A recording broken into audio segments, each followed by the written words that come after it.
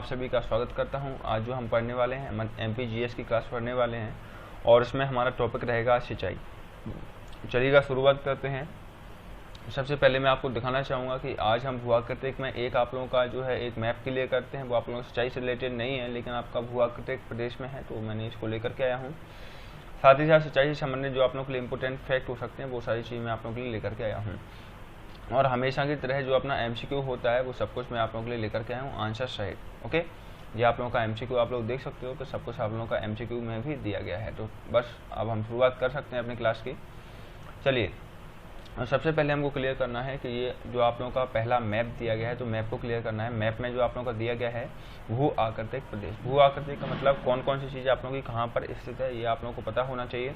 और ये सारी चीज़ हमको जो है मौखिक भी आना चाहिए, क्योंकि कभी कभार ये पूछ ली जाती हैं। ओके, तो फिर सबसे पहले हम कहाँ से शुरुआत कर सकते हैं, ये शुरुआत करने वाली बात है। सबसे पहले हम शुरुआत कर सकते हैं मध्य भारत का पठार। तो भाई मध्य भारत का जो पठार है, यदि हम जिले की बात करेंगे, कौन कौन सा जिला इसमें आप लोगों का लगता है, तो जिले की बात करेंगे तो मुरैना लगता है भाई, इसमें ग्वालियर, हल्का सा दतिया लगता है। ऊपरी भाग में सिर्फ यहाँ पर जो आप लोगों का भिंड ये है, बाकायदा पूरा ये मध्य भारत का पठार के नाम से जाना जाता है। जहाँ मैं रहता हूँ वो मध्य भारत के पठार में रहता हूँ, क्योंकि मैं ग्वालियर में रहता हूँ। ओके, अब आप लोगों का जो बुंदेलखंड का पठार है वो एमपी का हिस्सा दिखा है। बाकायदा ये पूरा का पूरा हिस्सा जो आप लोगों का यूपी वाला हिस्सा भी है, ये यूपी पड़ता है ना यहाँ से, तो ये आप लोगों का कौन सा हिस्सा है भाई, मध्य भारत का। ये बुंदेलखंड का पठार है, ये मध्य भारत का पठार है। ये वाला जो पूरा ये मध्य भारत का पठार होगा, ये पूरा जो गैप दिख रहा है ना, क्योंकि यहाँ से राजस्थान की सीमा लग रही थी, इसीलिए इसको आपने काट करके दिखाया है, लेकिन आप लोगों को जो है जिले वाइज क्लियर करना था।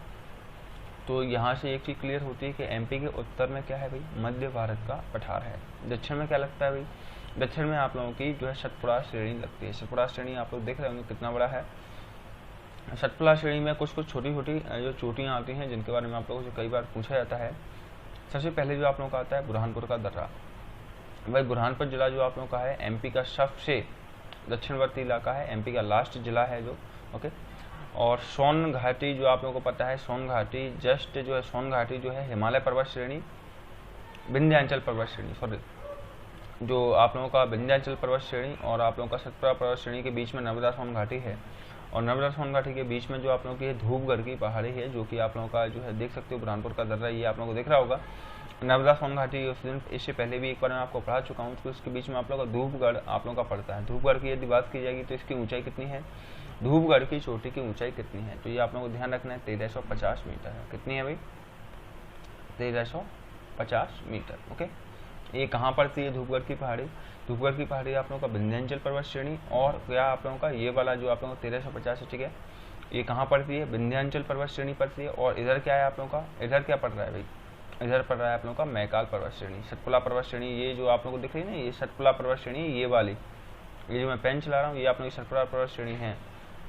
और सतपुड़ा प्रदेश ये आप लोगों का पड़ रहा है। मैकाल पर्वत आप लोगों का बघेलखंड के पठार से लगा हुआ बनता है।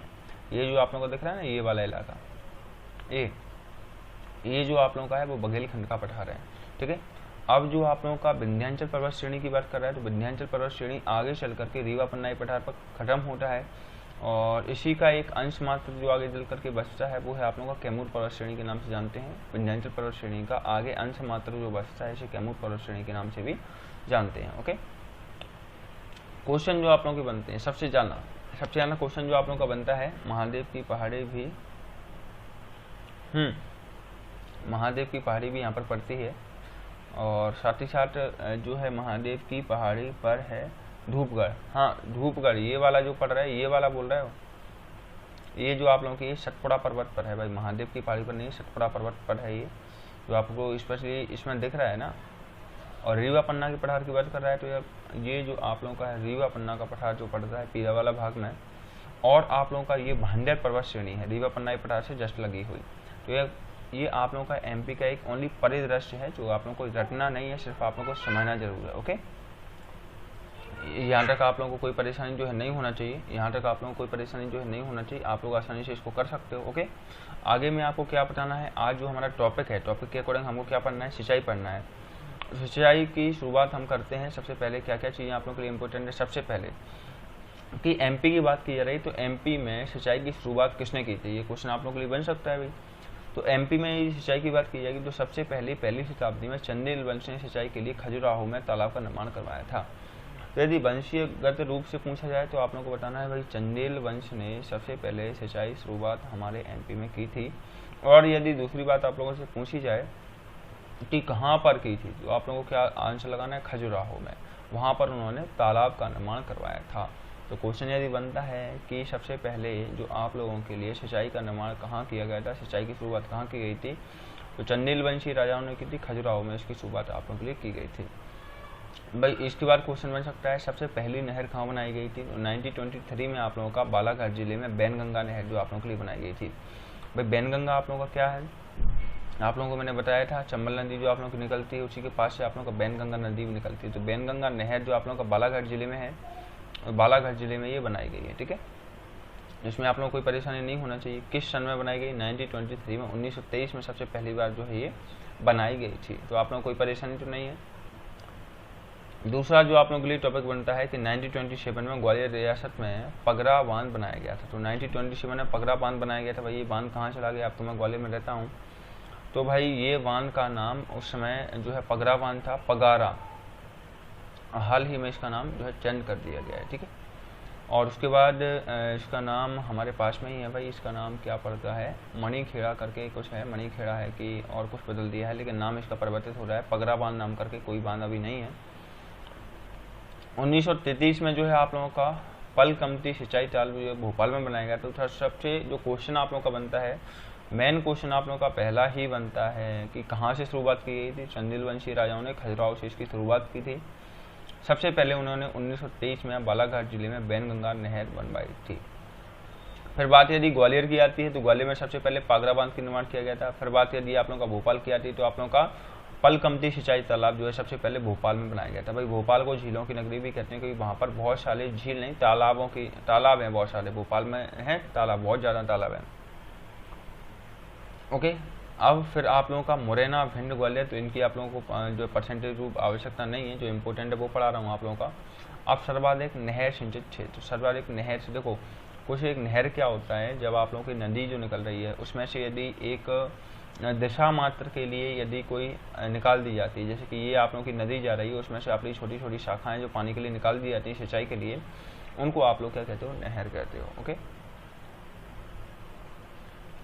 देखो सर्वाधिक नहर जो सिंचित क्षेत्र आप लोगों का है वो उत्तर मध्य प्रदेश, उत्तरी एमपी आप लोग जानते हो, हमेशा ऊपरी भाग के बारे में बात कर रहा है। ऊपरी भाग कभी भी आप लोग किसी भी मैप को पढ़ते हो तो ऊपर वाला उत्तर, नीचे वाला दक्षिण, और ये आप लोगों का दाएं वाला मतलब ये वाला है जो आप लोगों का रहता है, इसमें इधर दिख रहा है जैसे उल्टा होगा तो ये आप लोगों का पूरा भी आप लोगों का पश्चिम, ठीक है।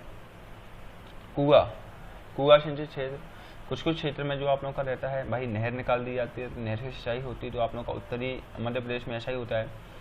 कुआ से सिंचाई होती है, कुआ से सिंचाई भाई मध्य प्रदेश और दक्षिणी मध्य प्रदेश में होती है। तो मध्य और दक्षिण मध्य, मतलब यदि इसमें देखा जाए मैप के अकॉर्डिंग देखा जाए तो आप लोगों का मध्य और दक्षिणी मध्य, मतलब इस वाले भाग में कुआ से जहाँ सिंचाई होती है, मतलब भोपाल आप लोगों का आ जाएगा।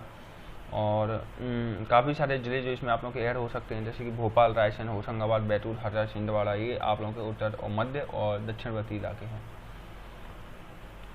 भाई सिंचित जिला कौन सा है, सर्वाधिक सिंचित जिला, तो ये आप लोगों का बनबर क्वेश्चन बन सकता है, आप लोगों को द्वितीय क्लिक करना है। ओके, सर्वाधिक तालाब सिंचित क्षेत्र, भाई तालाब सिंचित क्षेत्र आप लोगों का पूर्वी मध्य प्रदेश है। पूर्वी मध्य प्रदेश का मतलब आप लोग समझ रहे हो, पूर्व मतलब इधर वाला इलाका, जैसे सिंगरौली, सीधी, शहडोल, उमरिया, अनूपपुर, रीवा, है ना। ये आप लोगों को जिलों के नाम जो है कॉन्फ्लिक्ट याद होना चाहिए, कौन सा उत्तर में है, कौन सा मध्य में है, कौन सा दक्षिण में है। एक दो बार यदि आप रेगुलर जैसे मैं मैप पढ़ाता हूँ ऐसे यदि करोगे तो आप लोग कभी भूलोगे नहीं। ओके, अब बात की जा रही है भाई सर्वाधिक सिंचित क्षेत्र, चंबल घाटी क्षेत्र। चंबल घाटी में सर्वाधिक सिंचित क्षेत्र आप लोगों को ग्वालियर, मुरैना और दतिया है। जी बात सही है, ग्वालियर, मुरैना और दतिया में पानी की कोई कमी नहीं है। बुंदेलखंडी क्षेत्र की बात करेंगे, बुंदेलखंड का पठार आप लोगों को इसमें दिख रहा होगा शायद, बुंदेलखंड का पठार, हाँ ये है बघेलखंड का पठार, ये आप लोगों का पड़ रहा है, ये है आप लोगों का बुंदेलखंड का पठार, ये वाला इलाका है ना, ये आप लोगों को दिख रहा होगा बुंदेलखंडी इलाका जिसको हम कहते हैं। तो बुंदेलखंडी क्षेत्र में जो आप लोगों का टीकमगढ़ आप लोगों का आता है, टीकमगढ़ आप लोगों का कुछ यहाँ पड़ रहा है, आप लोग यदि उसमें देखोगे मैप के अकॉर्डिंग तो ये आप लोगों का टीकमगढ़ वाला इलाका है। तो बुंदेलखंडी क्षेत्र में सर्वाधिक जो है सिंचित क्षेत्र टीकमगढ़ है और आपका होम जिला अच्छा है। और नर्मदा घाटी क्षेत्र, नर्मदा घाटी क्षेत्र आप लोगों को कहाँ पड़ता है, होशंगाबाद। होशंगाबाद में भी आप लोगों का नर्मदा घाटी क्षेत्र की बात की जाए, सर्वाधिक सिंचित क्षेत्र आप लोगों का होशंगाबाद है। तो ये मैप के अकॉर्डिंग देखेंगे तो आप लोगों का जो है होशंगाबाद कहाँ पड़ता है भाई? होशंगाबाद आप लोगों का लगभग कुछ ऐसा पड़ता है, ये जो इलाका है तो लगभग यहाँ आप लोगों का होशंगाबाद पड़ता है, लगभग यहाँ अप्रॉक्सीमेट देखा जाए तो। सभा सिंचाई क्षेत्र में ये आप लोगों का होशंगाबाद तक हो गया। उसके बाद आप लोगों का कुछ एक पॉइंट दिए गए हैं कि मध्य प्रदेश में सिंचाई का मुख्य साधन क्या है। तो ये कभी कभार पूछ लिया जाता है कि एमपी में मूल साधन क्या है जिसके माध्यम से सिंचाई की जाती है। तो एमपी में मूल साधन के रूप में जो है क्या प्रयोग किया जाता है भाई? आप लोगों के कुएं का प्रयोग किया जाता है। बाद में नहरें जो 17% आप लोगों का आया गया है, और सबसे बाद में तीसरे स्थान पर जो आप लोगों का तालाब है। तो सबसे ज़्यादा यहाँ पर कुएं हैं, उसके बाद नहरें हैं, फिर आप लोगों का तालाब है। ओके, तो आप लोगों का सिक्वेंस वाइज ध्यान रखना है, नहर, तालाब और कुएं। ठीक है, नहीं नहर, कुएं, तालाब नहीं, सबसे पहला आप लोग का क्या है? कुआं। सॉरी भाई, सबसे ज़्यादा कुआं है तो कुआं, नहरें और फिर तालाब। ओके, बस सबसे अधिक वर्षा की स्थान पूछा जाता है आप लोगों को, तो आप लोगों को पचमढ़ी टिक करना है। पचमढ़ी को भारत का मासिमराम भी कहा जाता है, क्योंकि मासिमराम क्यों कहा जाता है? यहाँ पर लगभग वर्ष भर वर्षा होती है, 1-2 महीने को छोड़कर पूरे 12 महीने वर्षा होती है, इसीलिए इसको क्या क्या कहते हैं भाई? मासिमराम। और मासिमराम आप लोग कहाँ पड़ता है? यदि आप लोग एमपी जो ऑल इंडिया का नक्शा देखोगे तो ये वाला इलाका जो आप लोग का जो है ऊपर से आप लोग का पूर्वी इलाका जो पड़ता है ना, ऐसे जल के वो ऐसे ऐसे हो जाता है ना, तो इस वाला इलाके में जो आप लोग का है ना, इस वाले इलाके में, तो यहाँ जो आप लोग का पड़ता है मासिमराम, लगभग यहाँ कुछ ऐसा। ठीक है, तो यहाँ पर क्या है? लगभग वर्ष भर वर्षा होती है, इसीलिए इसको हम इस तरीके से बनाते हैं। राज्य में नदी बेसिनों में लगभग इतना लीटर जल है। तो भाई जल यदि बात करेंगे पीने लायक, तो पीने लायक जल की मात्रा नदियों में ही काउंट की जाती है। भूमिगत जल है उसको भी हम जो है पीने योग्य जल में ही काउंट करते हैं, इस बात को ध्यान रखना। पीने योग्य जल की मात्रा काफ़ी कम है धरती पर। शुद्ध जल की उपलब्धता इतना है भाई, अरब घन लीटर, उससे कोई हमें मतलब नहीं है। फिलहाल आप लोगों को जो क्वेश्चन जो आप लोगों का बनता है कि सबसे कम भूजल भंडार बुरहानपुर जिले में है, और सबसे अधिक संभावित भूजल जो है होशंगाबाद में। भूजल का मतलब होता है भूमिगत जल स्तर, सबसे ज़्यादा कहाँ है, सबसे कम कहाँ है भाई? सबसे कम की बात कर रहा है तो बुरहानपुर, और बुरहानपुर मैंने आपको बताया एमपी का सबसे दक्षिणवर्ती जिला है। मैप में देखेंगे तो लगभग ये जो आप लोगों का है वो बुरहानपुर लगता है, ये वाला, ये वाली, ये आप लोग बुरहानपुर, ये लिखा हुआ बुरहानपुर का दर्रा है ना, तो ये आप लोगों का जो बुरहानपुर ही है। तो सबसे यदि बात की जाएगी कि सबसे कम जल भंडार जो भूमिगत जल के हैं वो आप लोगों के बुरहानपुर में, और सबसे ज़्यादा जो आप लोगों के वो होशंगाबाद जिले में है। राज्य में शुद्ध शहरी जल की मात्रा इतना है, वो आप लोगों से नहीं पूछा जाएगा। तो इस वाले पेज से आप लोगों को 3 क्वेश्चन याद करना है। सबसे पहले चंबल घाटी में सबसे ज़्यादा जो है सिंचित क्षेत्र आप लोग ग्वालियर, भिंड, मुरैना है। भिंड नहीं है, ग्वालियर, मुरैना, दतिया है।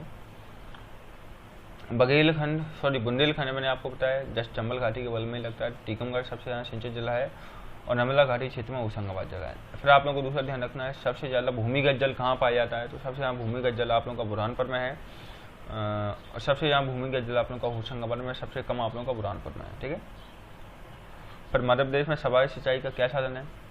तीसरा क्वेश्चन जो बन सकता है, तो आप लोगों को बताना है। पहला जो आप लोगों का है कुआं, सर्वाधिक सिंचाई जो है कुएं से होती है, उसके बाद नहरों से होती है, उसके बाद आप लोगों का तालाब से होती है। ओके, यहाँ तक कोई परेशानी आप लोगों को है क्या? अगली जो इम्पोर्टेंट लाइन आप लोगों को है वो यहाँ दिख रही होगी कि राज्य में प्रतिवर्ष उपलब्ध सभी प्रकार के जल की मात्रा इतना है। ये आप लोगों से देखो न्यूमेरिक नंबर आप लोगों को पता होना चाहिए कि क्वेश्चन कैसे आते हैं। सबसे पहला और मेन बात जो आप लोगों का रहता है कि आप लोगों का प्रीलिम्स देना है, तो प्रीलिम्स में किस तरीके के क्वेश्चन आप लोगों से पूछे जाएंगे, या आप लोगों को मेंस देना है तो मेंस में किस तरीके के क्वेश्चन आप लोगों से पूछे जाएंगे, है ना। तो इस तरीके के क्वेश्चन आप लोगों से नहीं पूछे जाते, फिलहाल फैक्चुअल चीज़ें पूछी जाती हैं। यूपीएससी नहीं देना है, एमपीपीएससी देना है ना। अब अजय सिंचाई की जो है क्षमता सबसे कम कहाँ है भाई? बुरहानपुर जिले में, क्योंकि मैंने बताया भूमिगत जल सिंचाई यहाँ पर बहुत ही ज़्यादा कम है। सबसे ज़्यादा कहाँ है भाई? होशंगाबाद में। तो यहाँ पर अजय सिंचाई क्षमता सबसे ज़्यादा होगी, क्योंकि यहाँ पर भूमिगत जल की मात्रा सबसे ज़्यादा है। सर्वाधिक सुसिंचित क्षेत्र आप लोग का होशंगाबाद ही होगा। पश्चिमी मध्य प्रदेश में सिंचाई का प्रमुख साधन सिर्फ कुएं हैं। पश्चिमी मध्य प्रदेश आप समझ रहे हो, उत्तर, दक्षिण, पूरा, पश्चिम, मतलब ये वाला इलाका। ये वाले इलाके की बात की जाए जैसे कि झाबुआ हो गया, इंदौर, धार, उज्जैन, रतलाम, है ना, शाजापुर, अलीराजपुर, इस इलाके में जो आप लोगों का है पश्चिम मध्य प्रदेश, ये आप लोगों का पड़ता है। इसमें जो आप लोगों का है सर्वाधिक मात्रा में जो है कुएं से ही वहाँ पर सिंचाई की जाती है। राज्य में शुद्ध बोए गए क्षेत्र के 45.7% भाग पर जो है सिंचाई होती है। विद्युत पंप सेट का सर्वाधिक उपयोग कहाँ किया जाता है भाई? मालवा एवं निर्माण के मैदानी क्षेत्रों में ये पंप जो है किया जाता है। तो इसके साथ आप लोगों का ये होगा। इसी के साथ यदि बात की जाएगी कि भूमिगत जल के विकास का जो है न्यूनतम स्तर मंडला में 5.6% है, अधिकतम रतलाम में कितना है 11.3% है। राज्य के अत्यधिक भूमिगत जल का दोहन इंदौर, उज्जैन, मंदसौर, रतलाम जिलों में होता है। 5 जिलों को काला जिला कहा जाता है। तो ये आप लोगों को देखो यहाँ सिंचाई से जो मेन क्वेश्चन आप लोगों का बनता है वो इस तरीके से बनता है कि निम्न में से किसे काला जिला नहीं कहा जाता है, क्योंकि कहा जाने वाला क्वेश्चन जो आप लोगों का है वो तो रटने वाला हो गया। नहीं कहा जाने वाली कंडीशन आप लोगों की कब होगी, जब आप लोगों को चीज़ें एकदम क्लियर होंगी। तो आप लोगों को पूछा जा रहा है कि अत्यधिक भूमिगत जल का दोहन इंदौर, उज्जैन, मंदसौर। तो इन 5 जिलों का नाम ध्यान रखिए, इंदौर, उज्जैन, मंदसौर।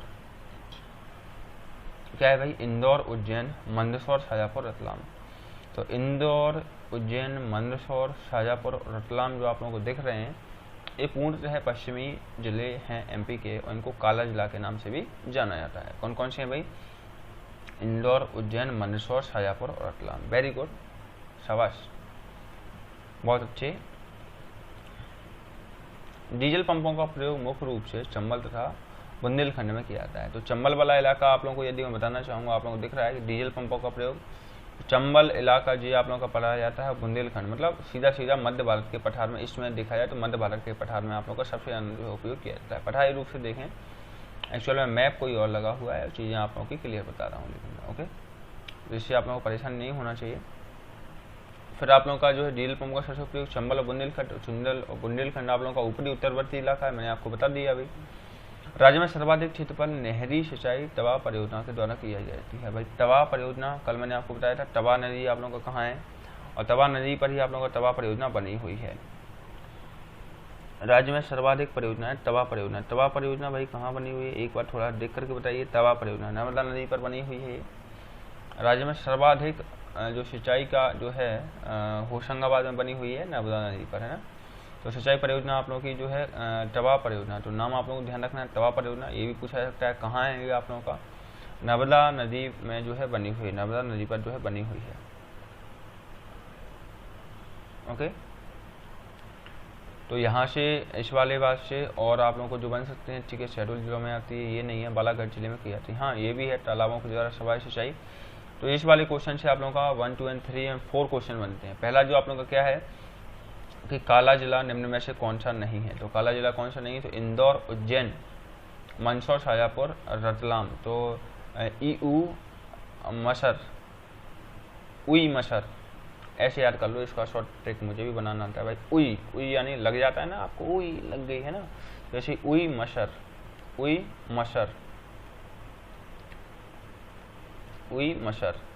मसर मतलब ऊ फॉर उज्जैन, ई फॉर आप लोगों का इंदौर, मा फॉर जो है मंदसौर, सा फॉर शाजापुर, रा फॉर रतलाम। तो आई थिंक ये आसानी से याद हो जाएगा, उई मसर करके।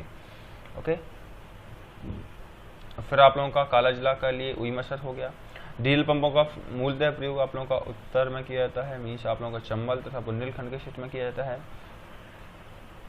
नहरी सिंचाई परियोजना कहाँ से सबसे ज़्यादा जो सर्वाधिक क्षेत्रफल पर नहरी परियोजना आप लोगों की तवा परियोजना। तवा परियोजना कहाँ बनी हुई है भाई, नर्मदा नदी पर बनी हुई है, होशंगाबाद जिले में। ओके, अन्य स्रोत जो आप लोगों के लिए दिए गए हैं, सर्वाधिक सिंचाई जो है कहाँ की जाती है, इनमें की जाती है। जिलों के नाम ये आप लोगों को नहीं पूछी जाएगी। मेन आप लोगों का छोटा क्वेश्चन बनता है कि सर्वाधिक सिंचाई तालाबों द्वारा सर्वाधिक सिंचाई कहाँ की जाती है, मध्य प्रदेश के बालाघाट जिले में की जाती है। कुएं द्वारा सबसे कहाँ की जाती है, कुएं द्वारा सबसे कहाँ की जाती है, मतलब डीजल पंपों द्वारा आप लोगों का बुंदेलखंड में की जाती है। ठीक है, ये आप लोग क्या है ध्यान रखना है। कुएं द्वारा आप लोग के पूर्ववर्ती इलाके में, सॉरी पश्चिमी इलाके में, पश्चिमी इलाके में आप लोग कौन कौन से इलाके आते हैं, मैंने आपको बताया था। आप लोगों का झाबुआ, अलीराजपुर, धार, इंदौर, देवास, है ना। ये आप लोगों के पूर्वी वो पश्चिमी इलाके हो गए। तो पश्चिमी इलाकों में कुएं का प्रयोग किया जाता है।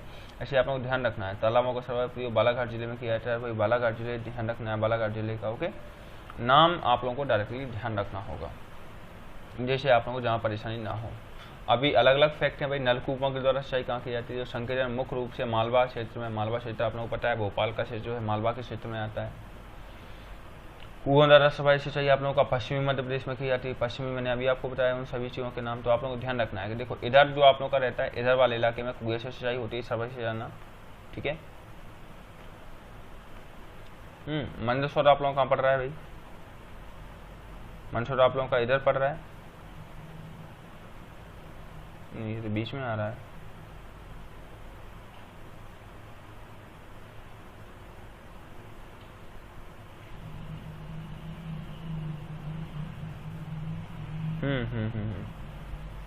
तो आप लोगों का इधर जैसे कुआं लिख लेना है, एक एक से आप लोगों को चीज़ें लिख लेना है। तालाब लिख लेना है कहीं पर आप लोगों को, कि आप लोगों का मंदसौर जिले में आप लोगों को तालाब लिख लेना है। इसी तरीके से अलग अलग जिले का अलग अलग आप लोगों को बताएगा। यहाँ जो यह कुआं बता रहा है, इधर इंजन द्वारा सिंचाई होती है। इंजन मतलब कहीं नदियों से, कहीं जो है नहरों से, है ना।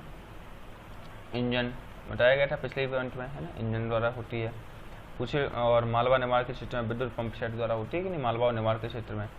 उसके बाद एक और पॉइंट हमको दिया गया था, कुएं की सिंचाई, ठीक है। यहाँ से हमको पॉइंट मिल सकते हैं, उन पॉइंट को ऐसे ऐसे कलेक्ट करते जाइए, ठीक है। इस तरीके का आप लोग एक वो बना लेना, उत्तर में कैसे होती है, दक्षिण में कैसे, पूर्व में कैसे, पश्चिम में कैसे, ओके। पश्चिमी मध्य प्रदेश में होती है कुओं द्वारा सिंचाई, तो मैंने आपको बता दिया। पश्चिमी मध्य प्रदेश में इधर मतलब कुओं द्वारा होती है, इधर आप लोगों को तालाबों द्वारा होती है, इधर इंजन के द्वारा होती है, इधर कहीं ना कहीं नहर के द्वारा होती है, क्योंकि यहाँ पर आप लोगों को तवा परियोजना का भी पास पड़ेगी। राज्य में सर्वाधिक सिंचित फसल जो आप लोगों की गेहूं की होती है, तो भाई सबसे ज़्यादा गेहूं की फसल होती है, एमपी की सबसे बड़ी विशेषता है। पवन चक्की से सर्वाधिक सिंचाई कहाँ होती है, भाई इंदौर जिले में होती है। तो ये डायरेक्ट क्वेश्चन आप लोगों के लिए बनते हैं, क्या बनते हैं, पवन चक्की से सिंचाई किस जिले में होती है, भाई इंदौर में होती है। अभी बात किया जाएगा आप लोगों का कि बुंदेलखंड में सिंचाई का प्रमुख साधन क्या है, तो चंबल और बुंदेलखंड में ये आप लोगों का नहरें हैं, इसीलिए इंजन से द्वारा, क्योंकि बुंदेलखंड आप लोगों का यही पड़ेगा और यहाँ पड़ेगा। तो देखो बुंदेलखंड आप लोग यहाँ देख लीजिए, आप लोगों को आसानी से दिख जाएगा। बुंदेलखंड आप लोग क्या पड़ रहा है, बुंदेलखंड ये वाला इलाका पड़ रहा है। बुंदेलखंड दो बार बता दिए, 2-3 बार, है ना। तो बुंदेलखंड की बात की जाएगी तो बुंदेलखंड में आप लोगों को क्या करना है, बुंदेलखंड में ये वाला इलाका, तो यहाँ आप लोगों को किसी नहर से हो रहा है, तो आप लोगों को ध्यान रखना है। यहाँ देखो तालाबों से, एक एक से लिख लीजिए, आप लोगों को क्लियर ही हो गया आप तो, है ना। यहाँ तालाब से हो रहा है, ऊपरी क्षेत्र में जो है नहरों से हो जा रहा है, इसीलिए इसका इंजन कर रहे हैं ना, ओके। लिख लीजिए, पेन टैब नहीं है फिर भी आप लोग लिख सकते हो, मेरे पास नहीं है पेन टैब, आप लोगों के पास तो पेन है। भाई माता टीला बांध परियोजना और राजघाट परियोजना या रानी लक्ष्मीबाई सागर परियोजना भी कहते हैं। तो माता टीला बांध परियोजना जो आप लोगों की बनी हुई है, राजघाट परियोजना के नाम से भी जानते हैं, मैंने कल ही आप लोगों को ये बताया था। ये जो आप लोगों की बनी हुई है, किस नदी पर बनी हुई है, बाण सागर परियोजना बोल रहे हो ना, नहीं, कौन सी, माता टीला राजघाट परियोजना बेतवा नदी पर बनी हुई है। कौन सी नदी पर बनी हुई है, बेतवा नदी पर, वेरी गुड। तो माता टीला बांध परियोजना जो आप लोगों की बनी हुई है वो बेतवा नदी पर बनी हुई है, तो ये आप लोगों को ध्यान रखना। और इसके 2 अन्य नाम दिए गए हैं, राजघाट परियोजना या लक्ष्मी सागर परियोजना। कौन सी नदी पर बनी हुई भाई, बेतवा, लिख लीजिए।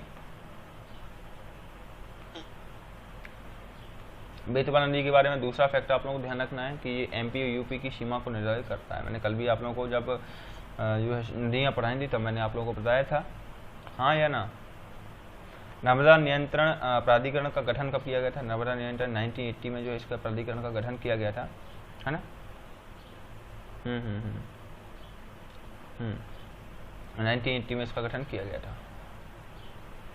विवाद समाधान के लिए कमेटियाँ, कुछ एक कमेटियाँ बनाई गई थी, कुछ एक नदियों के परेशानी हो रही थी, मतलब उनमें कोई विवाद आप लोगों का आ रहा था। तो देखिए भाई कौन कौन सी नदी परियोजना में कौन कौन सी जो है सुझाव कमेटी बनाई गई है।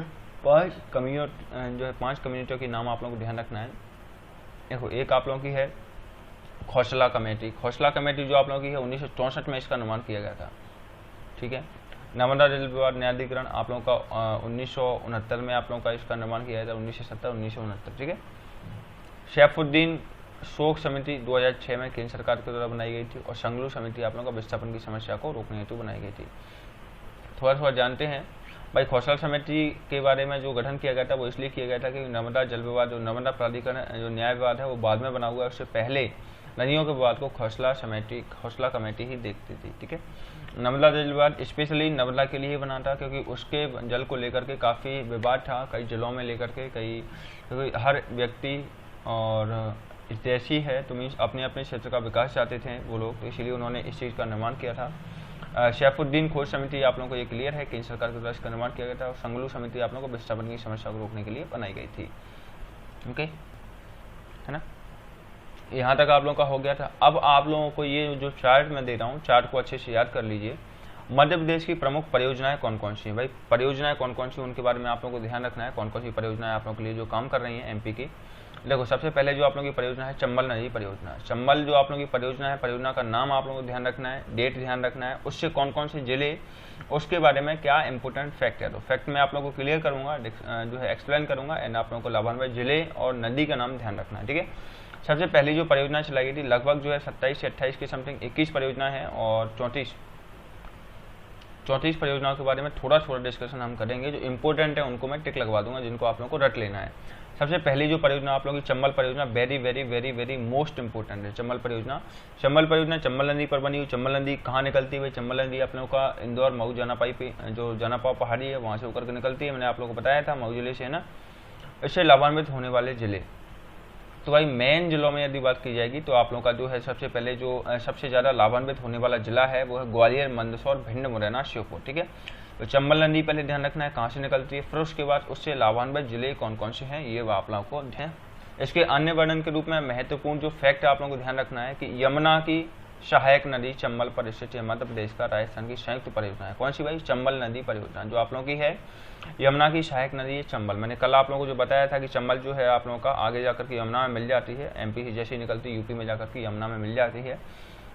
देश की दूसरी बड़ी नदी घाटी परियोजना है। तो ये दूसरी बड़ी जो है दूसरी बड़ी नदी घाटी परियोजना है। तो पहली कौन सी भाई? पहली आप लोगों का नर्मदा पर बनाई गई है, इंदिरा सागर जो आप लोगों की बनाई गई थी, बाण सागर इंदिरा गांधी परियोजना, वो सबसे बड़ी परियोजना के रूप में जानी जाती है, ठीक है।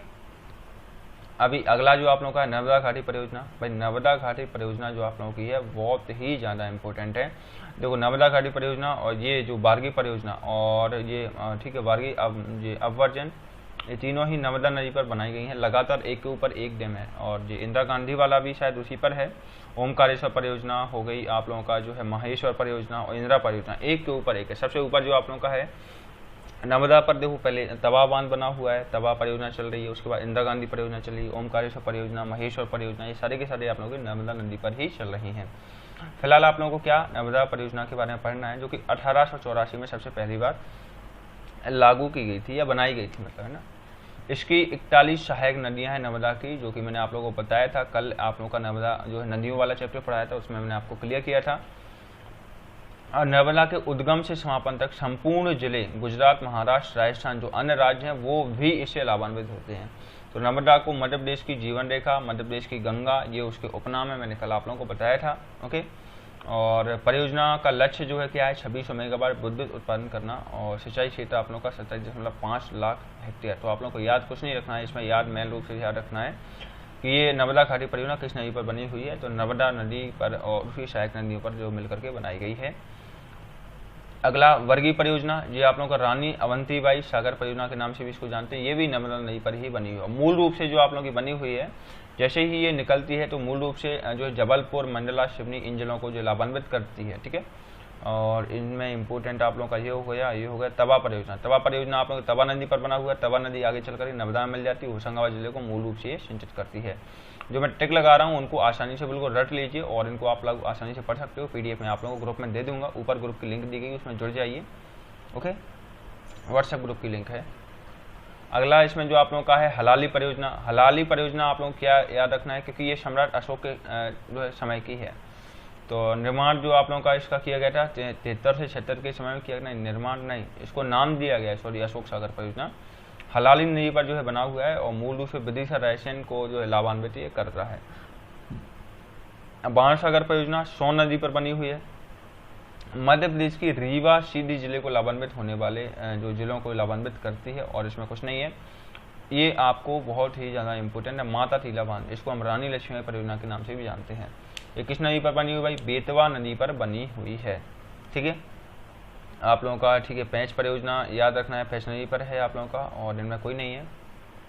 पेंच परियोजना हो गया आप लोगों का। और ये काली सागर परियोजना बांध आप लोगों का बनी हुई है बाघ नदी पर बनी हुई, बांग नदी इसको कहते हैं। मध्य प्रदेश और महाराष्ट्र दोनों को ही जो है ये बहुत ही ज़्यादा लाभान्वित करती है। इधर जाकर के बनी हुई है। आप लोग यदि इसको देखोगे बांगी नदी जो आप लोगों को दिख रही है, बांगी नदी जो आप लोगों का निकलती है वो एमपी से जैसे ही निकलेगी, कौन से जिले से निकलती है भाई? बांगी नदी आप लोगों को कुछ पता हो तो बताइए भाई। छिंदवाड़ा जिले से निकल रही है। कहाँ से निकल रही है भाई? बांगी नदी जो आप लोगों का छिंदवाड़ा नदी से निकल रही है, उसी पर बनाई गई। जैसे ही निकलता है देखो एक जो आप लोगों का वल्लभ भाई आप लोगों का बनाई गई है, सरदार वल्लभ भाई जो परियोजना नर्मदा नदी पर चल रही है। शिवानी, हेलो, हाय शिवानी जी, ठीक है।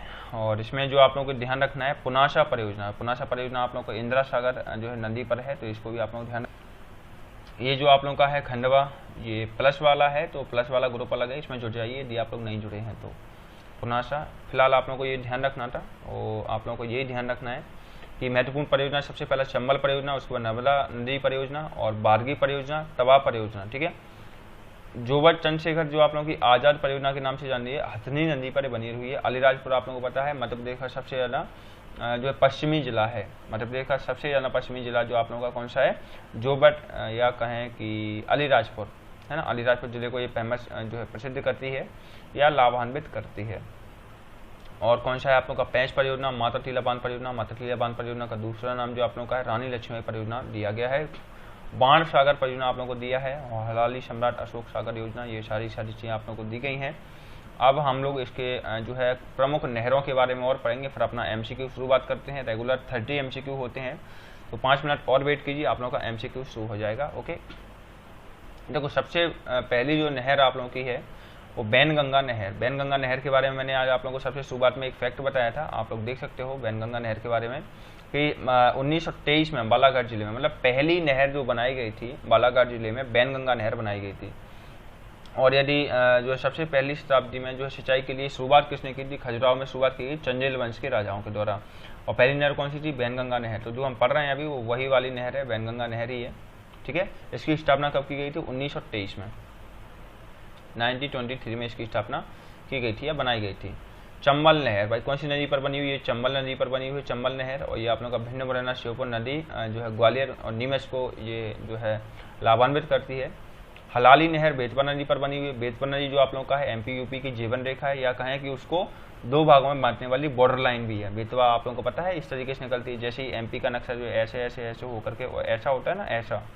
तो ये जो आप लोगों का जो लाइन है ये वाला, ये आप लोगों का बेतवा नदी का ही लाइन है। ओके, विदिशा और रायसेन को फॉलो करता है, ये विदिशा और रायसेन को फॉलो करता है। फिर आपकी बात की जाएगी बारना नहर। बारना नहर जो आप लोगों की बारना नदी पर है, होशंगाबाद, रायसेन, सीहोर इसे जो है लाभान्वित होते हैं। भाई बात की जाएगी तवा नहर की। तवा नहर जो आप लोगों का है होशंगाबाद जिले को लाभान्वित कर रहा है, और राजघाट बाई और ये आप लोगों का शिवपुरी गुना दतिया को।